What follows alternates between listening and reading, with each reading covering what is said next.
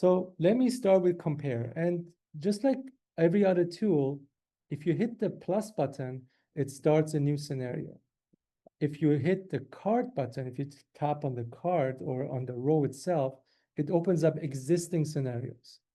So we built this because some agents and brokers, when they demonstrate their app to their clients, when they have it even projected the same way I do, they don't want to expose the list of previous scenarios and previous client names, perhaps. So that's why you got the plus button. It's a much faster way to start a new scenario. I'll show you how the tool looks like with scenarios. So you get to see all your scenarios, you get to search them, filter. You can also create a new scenario right from here. For this scenario here, we're going to do a payment shock softener on a new scenario. So I've prepared some data here that you can follow along. If you have the pro version of the app, you can just hit new scenario with me here and follow along. So we get to see a little bit of a intro to the tool. Get started. First question is, what would you like to do? Because the Compare Pro handles multiple types of scenarios, here's your option here. So you got your renewal or switch, because that's what we're doing. There's a renewal coming up, and we like to soften that shock. It's going to ask you for a name. Usually, I use a client's name. So this is a $500,000 current mortgage with a rate of 2.64. What's your current payments? So for that, we enter in, and of course, you can change payment frequency right from here. Just tapping on it. You get all the options here for you. And then for your next payment, the more accurate you can make it, the better, because it does matter when the next payment is. But for the purpose of this demo, I will just use next month on the 1st. So tap on this, tap on this area here to switch the month. So let's go December, tap back, 1st. So here we are. December 1st is our next payment. Who is your current mortgage lender? So let's just pick TD, for instance, here. When is your maturity date? So that decides exactly how much time they have until the renewal kicks in. So I'm going to go for next year, May. So that will give me exactly 6 months remaining in the current term. Because this is generally when lenders start talking to the clients. Now, initially, you get presented with some options that you can customize. So what I'm going to show you is how to dampen it by a technique called extending amortization. So here, for example, we have a collateral mortgage, let's say TD, and we're deciding whether stay with TD. So that's our standard renewal. And let's say TD is offering a 3.89. Keeping the amortization the same. Or option 2 is maybe we move them to another lender who's offering same rate, but allows us to extend amortization to reset it back to 25. So that one is offering the same rate. I just put it in. And then option 3 is we're going to try to extend it to a 30-year, because this would be an insurable rate. This would be an uninsured rate. So we can maybe hit it to 30. You only get to choose the rates, because in the next screen, we're going to set the amortization to match exactly this. And just to make it easy, change the names of these. Let's call this one standard. Let's call this one, for instance, we're going to take them to RMG. And then this would be, let's call it another lender. Lender B. Just so it's different, okay? Create my comparison now. It loads up the tool, loads all these items in, and now we can make modifications. But before doing that, I want to walk you through this. Right on top, you see current situation. So that is what we entered in. Current balance, current rates, etc. If you want to make any changes to the current situation, all you do is tap this whole card, it will go into a new screen. You can customize it all. Let me go back. So that is the first part. The second part you see is the remaining term. This is what's left. We got 6 months left. And in all three options, we have 6 months left, right? Because you're still writing your current situation. Your current mortgage is still ongoing for another 6 months. Now down here is your initial term. So this is where the renewal term starts.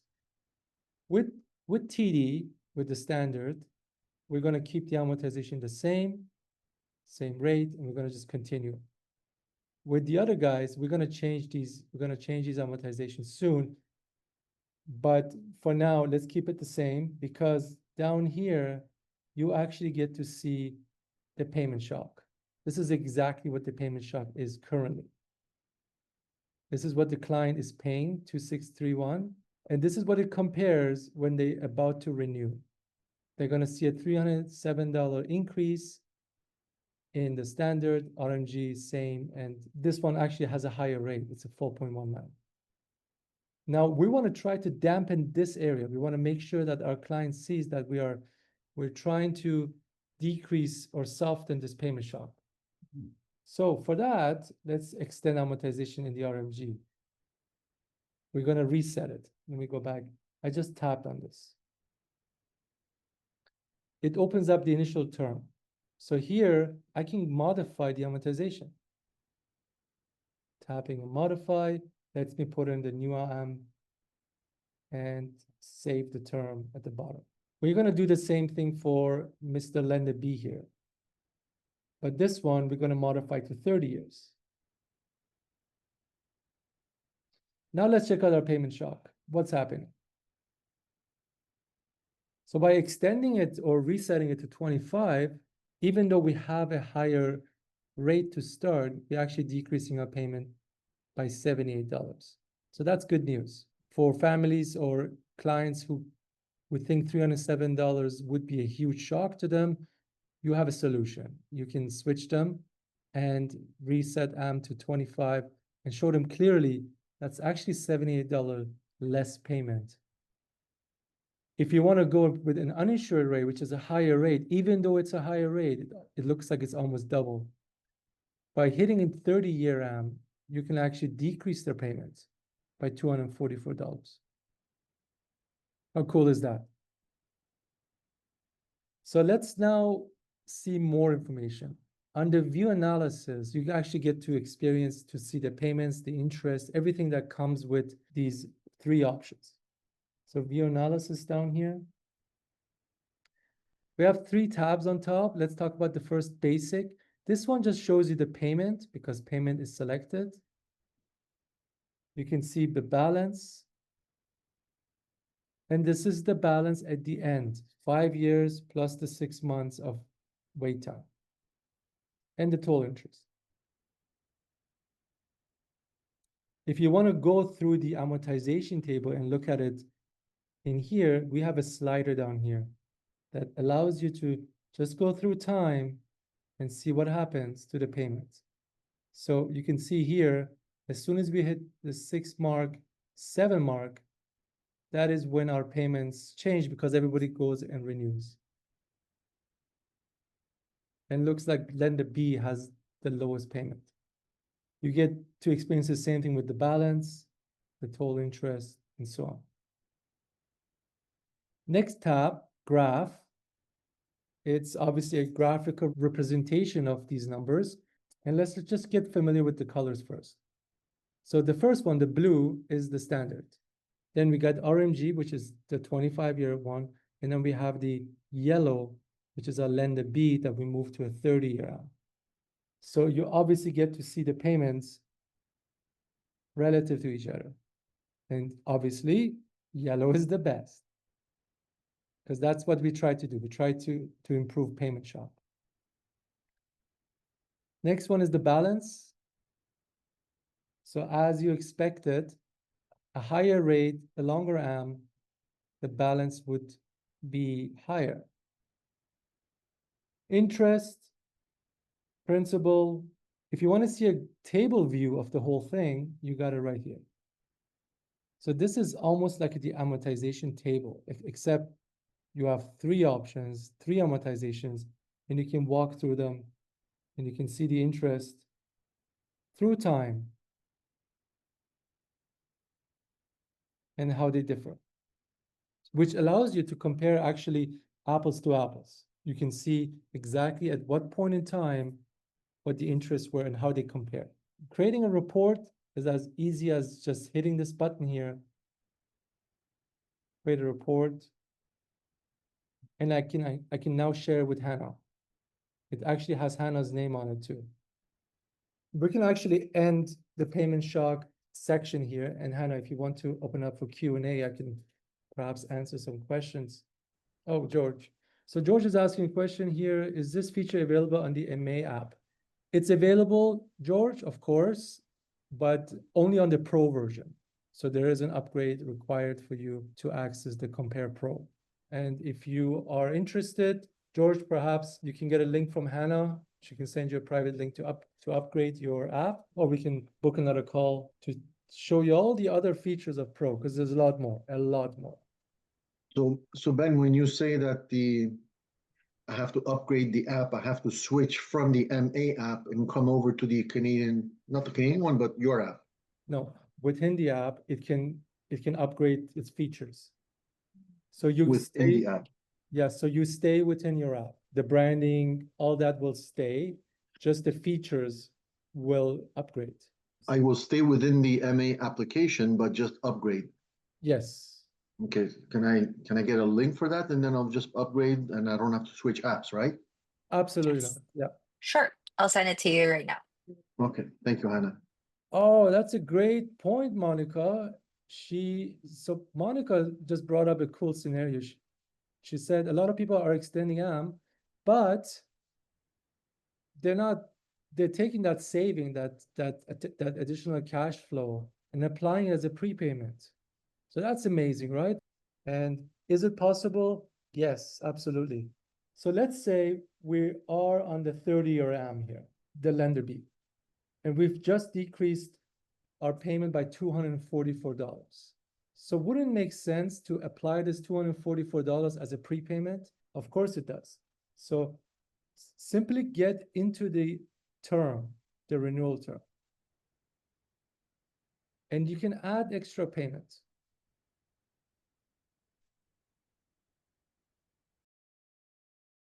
So now the difference is zero. You get to see an indicator that you have applied extra payments. And let's look at the analysis. Payments, it's now equal to the current. There are other features that you can do. So prepayments in remaining term. You can tell your client that, hey, you have some tax returns coming up. Why don't you apply it in the remaining term? Let me do it here. On the remaining term, we're going to apply a one-time prepayment, and let's say it was a tax return of 5,000. So now take a look at this now, at the graph. And the orange is now doing much better in terms of balance. Breaking before the end of term. So I want to show you how you can achieve that with the compare.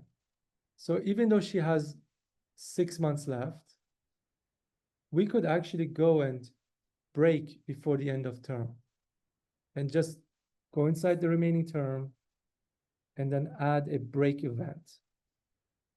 And then you can choose at what point. You obviously cannot do it at 6 months because that's the maturity date. But you can do it today if you put 0, or next month. Put 1, put in the prepayment penalties in here. And once you do that, you get an interesting graph here. You had 6 months, just like everybody else, but you ended the term after 1 month. So that's why you get to see a 1 here, and you get to see a red line. Now, prime rate projection is actually pretty interesting because you can break a person out of the current term, move them into a variable rate, but you have to prove, is this variable going to be good for that? So the only thing we can do is we can project what happens to prime. So currently you don't see it. You don't see the projection because it's a fixed. If I had a variable, make this a variable, suddenly I see projections. So go inside the projections. It does highlight when the term really starts. And now you can actually project prime. You can say, okay, well, it's going to be 2 decreases and save that. You actually get to see the variable rate. The starting was 4.19 and it moved to a 3.69 towards the end. In the analysis, the green is what we just created brand new, is your payment. Your payment stays the same, and once it's down, but your interest fluctuates. That's your VRM. You can have an ARM too, where payments also change. So you can actually see after a couple drops, I'm actually doing way better now. Variable to fixed conversion, that's also possible. So even this one right here, this 5-year. What if I want to go and say, hey, we're going to use this variable, we're going to see the 2 prime rate drops, and then we're going to break out of it. We're going to break out of 24 months into it. You can actually model that. Tap on this, add break event. So after 24 months, after 2 years, we're going to break out of it. We're going to estimate a 3 months penalty because it's a variable. And now you're already familiar with this. We can add the next term. The next term would be a fixed term and perhaps a lower rate at that point, hopefully. So now you model a very complicated scenario where the remaining term, we're going to apply some prepayments. I can see it from here. In the renewal, we're going to save $269 in payment because we're going to extend it 30 years. Then we're going to break out of that variable after 24 months, and we're going to go to a 3-year. And I did that just with a few taps of a button. Pretty powerful stuff.